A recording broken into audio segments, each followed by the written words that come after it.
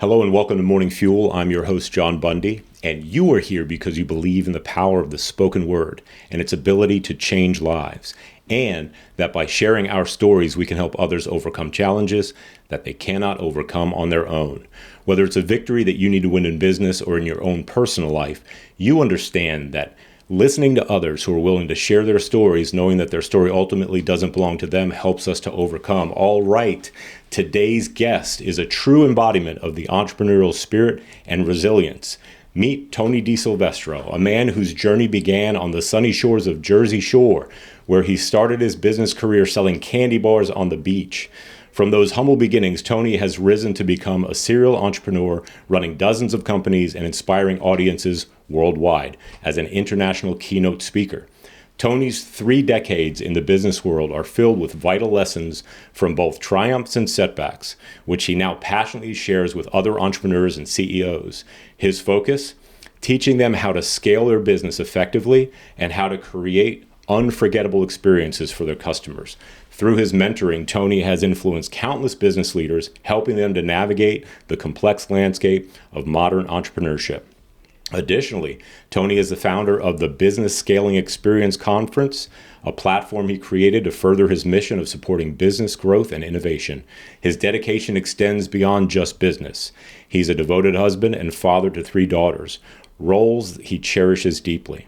As we dive into today's discussion, we're set to explore Tony's rich journey through entrepreneurship, the insights from his speaking engagements, and the impact of his mentorship.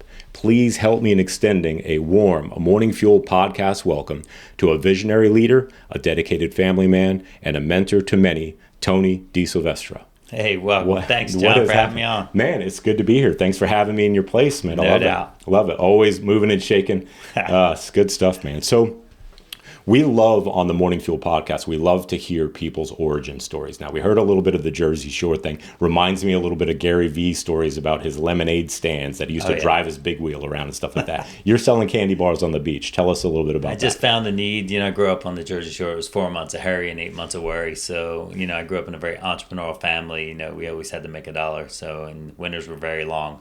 So, I saw people coming off the oceanfront. I'm like, why don't we sell some candy bars? Went down to a wholesale candy store with my buddy, and we set up a whole table out there, and as people would come off the oceanfront, we started selling them candy bars.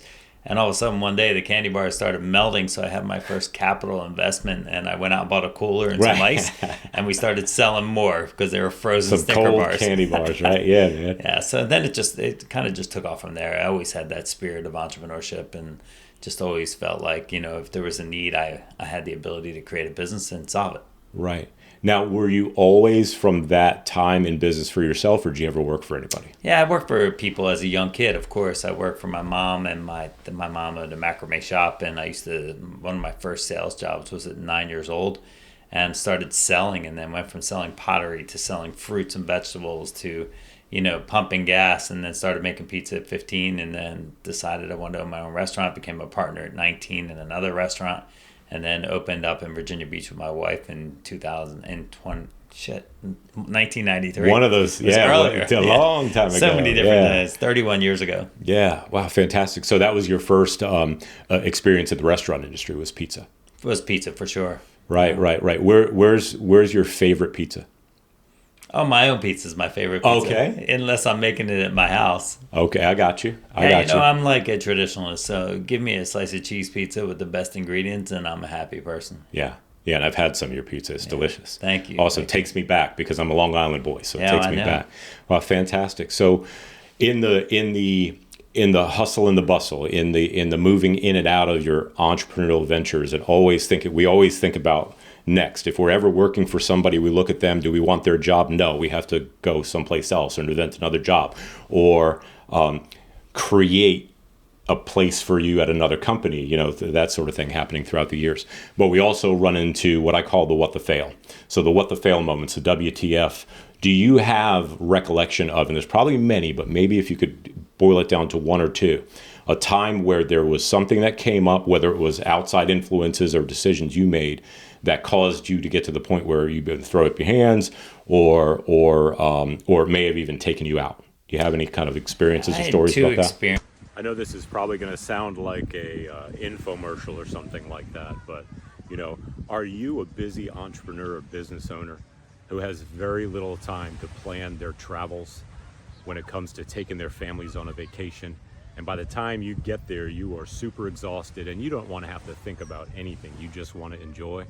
Well, welcome to Experience Rest, Rincon, Puerto Rico. Let me break it down for you. You come down here, you stay with Sarah and I in one of the many homes that we get access to. We take care of you. We take care of the planning based on your needs. The itinerary is built based on your choices before you even get here. And when you arrive, we pick you up at the airport. We take you to your home for the 2 weeks that you're here, and you don't have to make any decisions. You just show up. You just wake up, enjoy your coffee, enjoy your breakfast, and we make the decisions for you based on your choices. Sarah and I will be your guides. And also, we'll take care of the things at the house as well. The cleaning, the cooking. I worked under a James Beard nominated chef at Stove in Port Norfolk, Virginia. And I've got a little bit of skill, but I guarantee you will be blessed with genuine Puerto Rican cuisine and gracious hosts and guides. And we'll take you on tours based on your preferences as well. If you're the adventurous type, we'll go ahead and take you to swim in a waterfall that's a short hike away. And also paddleboarding or surfing, even for the first time. We look forward to having you down. If you have any questions at any time, please don't hesitate to reach out. CasitaMaricao.com or Experience Rest. Thanks for being a part of the community, and we look forward to seeing you soon.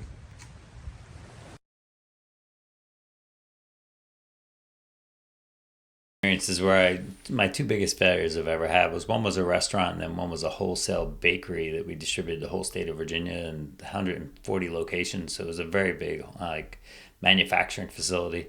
And, I was emotional. I made emotional decisions as a business owner to put these people in partnerships with me that, probably should have just stayed as employees, but I felt like very compassionate about what they were doing and wanted to give them an opportunity that I had in life, and it failed miserably. I mean, they ended up doing drugs and just destroyed both businesses, and it cost me over $500,000, both of them. Over the period of how long? They were about 2 years each. And was it the financial devastation of that kind of brought you to the brink, or what else was going on at the time? Yeah, you know what? I was a young businessman at this point, so I was emotional about business myself. So it truly took an accountant to sit us down and say, listen, unless you close on June 30th, you're going bankrupt. And if it wasn't for him, I probably would have went bankrupt. But, surrounding yourself with greatness has always been my philosophy in life. I wish I had that kind of counsel back in end of 2019 when I started a collaborative work environment in Williamsburg. And my landlord, I did not know him, and he was telling some stories, and it didn't work out. But even if it did work out, we were about ready to put another 30 grand into the business, and then COVID would have hit. Right. So hard lessons learned, but he came after me for 3 months a lease, and was even going after the house, and I had to file for bankruptcy, but I had no counsel at the time. So, sure. But it was the losses. A mess. The losses in my life have made me an amazing businessman today. It just makes me look at things a little bit differently because I'm a big risk taker, but I understand what failure means, and once you understand how to fail well, then you can actually succeed. Right. Fail forward. Right. Yeah. Yeah. Take it as school. You got paid to go to school, right? Yeah. No doubt. Yeah. It's the most valuable school you could ever have. Sure. Any other stories or anecdotes about failure to success type stories? I mean, in business, you have failures every single day.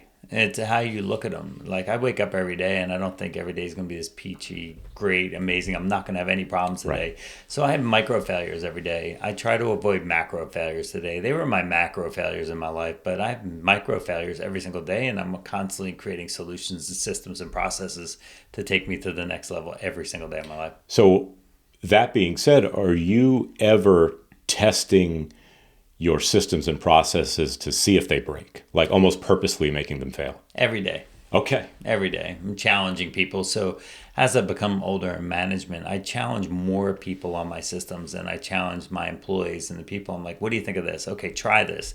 Tell me what you come up with. And, I learn more from other people than I do from myself. Obviously, I'm not brilliant. I learn from the people that are around me. Right. And I create better solutions. And then when they break them, I come up with a new way to do it Fix and see them. if that works. Now, I remember when we first met, you were talking about a software system that you developed that pretty much runs your businesses. It's training. It's training. That's this Okay. one right here, employee launch. Okay. Yeah. Yeah, I saw that on the board here when I came in. No doubt. Yeah. So Employee Launch is a SaaS company. We just finished our UI. So we just redid our UI. So you got an app? 6 years. I mean, we had a process in the beginning, like Okay. you do any new business. You started with bare bones, and then we just created a new UI. So we're getting ready to take it through the entire franchising world. Fantastic. But it's really about, the whole system was built on frustration, and I built it because I was tired of telling employees the same thing over and over and again, and then started to look in the mirror and criticize myself why I said I don't have my training processes aren't systemized enough. So I built an entire system, and now we invest in our employees. We don't hire people because when I invest in an employee, I'm expecting a return on my investment back. And when you start to treat employees as an investment, and then they want to invest back in you, and that's what really makes a difference with Employee Launch. Right. Well, Morning Fuel podcast was born out of some intense troubles that I was having around 2016, 2017. I lost 2 jobs. I was working at the shipyard and I was working at a restaurant, and left the shipyard to work full-time in the restaurant, and the restaurant failed. So I'm out of work. The shipyard won't hire me back. And I'm imagining, as the savings account is dwindling, my family on the street. I got 2 girls. And it just took me into this spiral that I couldn't get out of. But eventually, through prayer, meditation, reading books, journaling, I began to come out of that downward spiral of anxiety and depression. And so Morning Fuel, that was that fuel that I needed every day to power me through whatever. Now, I've had greater, the bankruptcy I was telling you about, I've had greater struggles since then, but I never went back into that spiral because I had set something up that I started with every morning. What is Tony Disilvestro's Morning Fuel? I start out my morning with a banana, a cup of coffee, and Kenny G. So All right. that's my morning, All right, and then I man. hit the gym. So Okay. usually I'm up about 5:50, and then I hit the gym, try and hit the gym every single morning, and try not to. I get up that early because my phone, my construction business doesn't Right. really start ringing until about 7:30. But so I usually have an hour where I can have some peace, have my coffee, and nobody bothers me. Go on YouTube, do a lot of research. I'm a big research person, Yeah. so I love YouTube and just always learning from other people. And so that's usually my first hour and a half in the morning. Yeah, I had a flash of conversations as I'm reading the Bible, conversations that Jesus' disciples would have when they woke up. Where's Jesus? Where's Jesus? Well, he's already been out since like 3, 4 a.m. Right. Getting it all in before everyone else wakes up and starts blowing his phone up, right? No doubt. That's great. That's great. Necessary. Very, very necessary. Man. So before I ask my last question, how do folks reach out to you, either whether it's about the business scaling experience or it's about getting involved in what you're involved in? How do people best contact you? My best thing for me is I'd love to talk to any entrepreneur, business owner, business leader, somebody that's struggling and they're really having a hard time with their processes, because the fundamentals are simple, but we can overcomplicate anything. So, you go to TonyDisilvestro.com. It's the easiest way to get a hold of me. Just DM, get on my calendar. You're fairly easy to reach on LinkedIn. I am easy on LinkedIn. Yeah. So Tony Disilvestro, and you find me, message me, DM me on Instagram, whatever you want to do, and I would love to have a 15-minute conversation with anybody looking for some help, and just somebody to talk to. Very cool. All right, Tony Disilvestro. Last question. Businessman, serial entrepreneur, husband, father. What do you need most right now? I'm not.